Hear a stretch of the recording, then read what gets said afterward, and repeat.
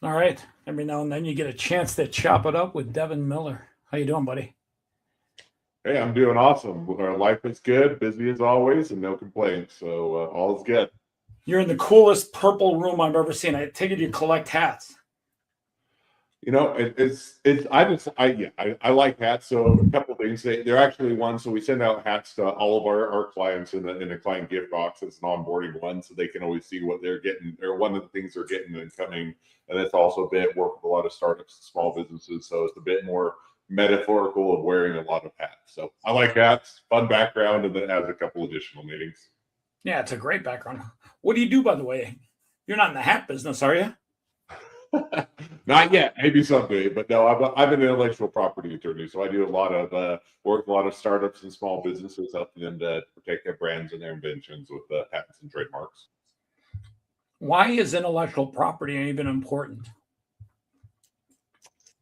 Yeah, I would say it's not always important, but generally, for the most part, for most businesses, it is. Just because it'd be similar to if you go and buy a piece of land, you want to have ownership, right? So if I go build a house, I want to make sure I know I own the property that I'm building the house on.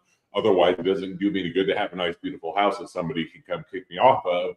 A bit similar to that is with intellectual property. If I'm going to go invest a lot of time inventing the next iPhone or the next AI system, pick whatever invention, or vice versa. I'm going to go pick or invent or generate or found the next brand. So I'm going to be the next Pepsi or Coke or Ford or Apple or whatever.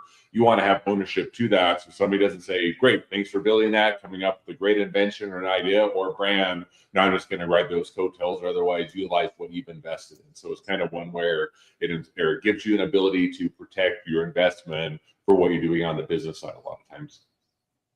Who are some of your biggest clients you guys have worked with? So I would answer that two ways. For my over the course of my career, so now I work almost predominantly with startups and small businesses. The short answer is most of them you probably haven't heard of. They're not big enough in size and scope, at least not yet. Prior to this, earlier on in my career, I worked for a lot of large law firms, and I worked for clients including Amazon, Intel, Red Hat, Ford, among others. So those would be personal clients I worked with. But as far as clients of the firm, the honest answer is probably anybody that I would mention. They're small enough at this point they haven't heard of them yet. What's some of the coolest things you've done in intellectual property? What do you consider like really interesting? It's a bit like picking which is your favorite kid. I honestly, I would say there's rare exceptions where it's more of the clients I don't like to work with. So in other words, there's sometimes where it's just not fun to work with clients. But on the technology side, by and large, it's kind of like hard to pick your favorite kid because they're all different, and unique, and you love each one of them separately. I mean, some of them that are just kind of fun. One that's kind of been more recently on the branding side or the trademark side seems to be up and coming is a lot of the pet food treats. Like we have a client that does ice cream for dogs. This is an example, and there's some freeze dried treats for dogs. So that's kind of a fun and unique business. Where are they on the tech. Oh, you're asking me offhand. I believe they're in California, but I'd say it I believe because I would honestly would have to look. They ship nationwide, so I'm trying to remember where they're headquartered. And they do like, ship out the ice cream. Freeze dried liver and stuff like that. No, so it's ice cream. So it's actually they do two things: freeze dried treats for animals, and so if you wanted to do dog treats that have been freeze dried, kind of a different texture for the dog, and then they'll actually ship, in a cooler type of a setup to your house, ice cream for dogs. And they also have I was talking about the freeze dried treats. Like I know the ice cream, but is the freeze dried like a freeze dried liver, beef? Like I've seen freeze dried treats. It'd be more of like a dog treat, so it'd be kind of like the bones and that, but they do it a little bit more. It's almost more of a human grade treat. So if you think of candy or snacks for dogs, that's what you'd be freeze drying. That's kind of liver, but probably a little bit less healthy, a little bit more fun of a treat, more on the candy side for a dog. Dude, I gotta tell you, dogs love liver. Like beef liver, dogs go crazy over that. Well, there you go. Maybe that's the next area that they'll expand into. Well, beef tongue too. Like the crazy parts of a cow, dogs just go crazy over them. Well, interesting. Yeah. So they're a fun one. Technology side, I mean, do a lot with AI is a hot area. So just more recently done quite a bit on a lot of different AI platforms. I've done things from drones to boat anchors to new types of fencing and how you can construct those. Trying to think of some of the other cool ones. A lot of wearables, done quite a few on the wearable side for a lot of health monitoring. Trying to think what else. Those are probably the ones that at least forefront to mind. Interesting.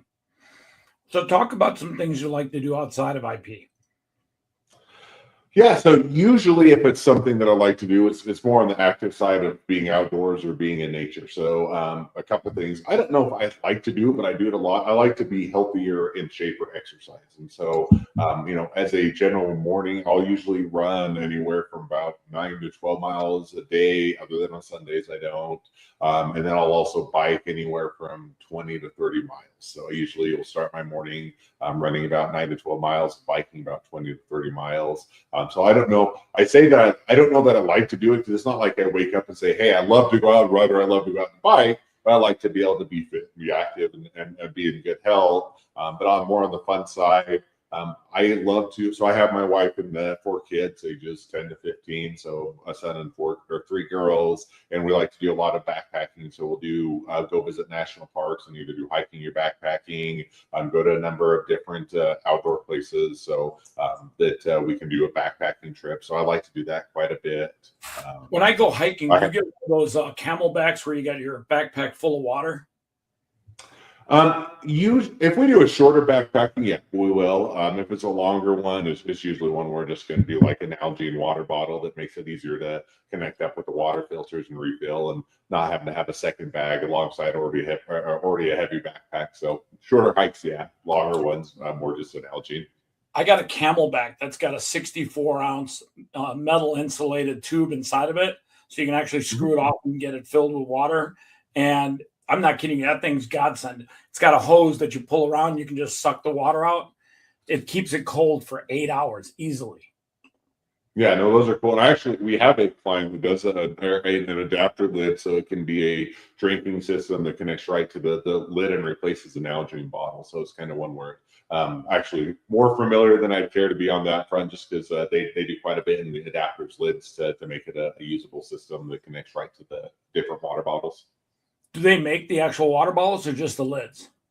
Just the lid. So the lid's the tubing, so it's an integrated, just it pops off the normal, as an example, Nalgene bottle, either wide mouth or narrow mouth, screws on in place of that, and then you can the tubing will go in, you can just drink out of it, and then it'll just act like a camelback, but just allows you to have basically the camelback effect, but doing it for an Nalgene bottle. That's awesome. What are 3 things that you would tell somebody that's starting a business or pursuing a dream or building a product that they should do to protect their IP? Yeah, I would say I would back up and say, is there something that's protectable? In other words, first thing to do is to identify kind of at the core, what is the value of your business? So sometimes you'll have people say, hey, I want to protect every facet and every aspect of my business from A to Z. I want to make sure nobody can copy anything, or we're entirely unique. And, theoretically, you could put in a lot of road barriers, but not every aspect of your business is valuable or the same. So in other words, if you're a product heavy or innovation heavy business, you're going to focus much more on patents versus if you're a branding, hey, we're going to get out, we're going to have great customer service or catchy social media presence or great videos, then it's more of a branding thing. So one is a common mistake is people try and sometimes focus on areas that really don't capture the core value of the business, but are going to be pretty important. So kind of taking that step back and looking at what is the value of your business. The other one you have to be aware of generally in a broader sense is with almost all aspects of IP, patents, trademarks, and even to your copyrights, is it is always a first to file system. So in other words, if you don't file it, a lot of times I'll say a mistake that people make is they'll say, hey, I'm going to get the business going. I'll be out for a number of years. If I get big enough, I'll circle back or wait until that point in time. Definitely understand, makes sense. But most of the time you miss a lot of your windows for capturing that value. So as an example, on the patent front, and once you put a product out, you have a year within which you can file a patent. You miss that window, you've now just donated your invention to the public that anybody can copy it, mimic it, or otherwise doing it. So AI makes it so easy to copy everything these days. What's that? AI makes it so easy to copy everything these days. makes it easy to copy, but it doesn't necessarily mean you have the legal rights to do it. So, I mean, I could theoretically go copy M&Ms, make a product that's identical. Just go to a candy manufacturing place and say, "Hey, I'm making M&Ms.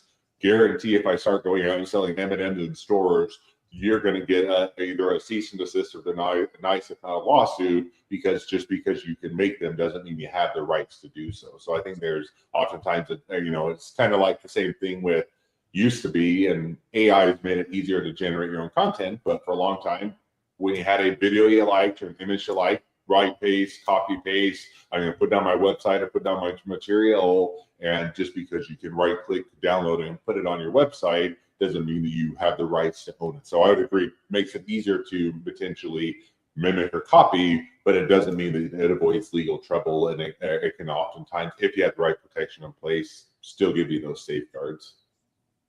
I couldn't agree with you more. All right, so look in the camera real quick and talk to somebody that's watching this podcast right now and tell them how you overcome fear as an entrepreneur so that they can be inspired to get past their goals or past the things that are holding them back from their best life.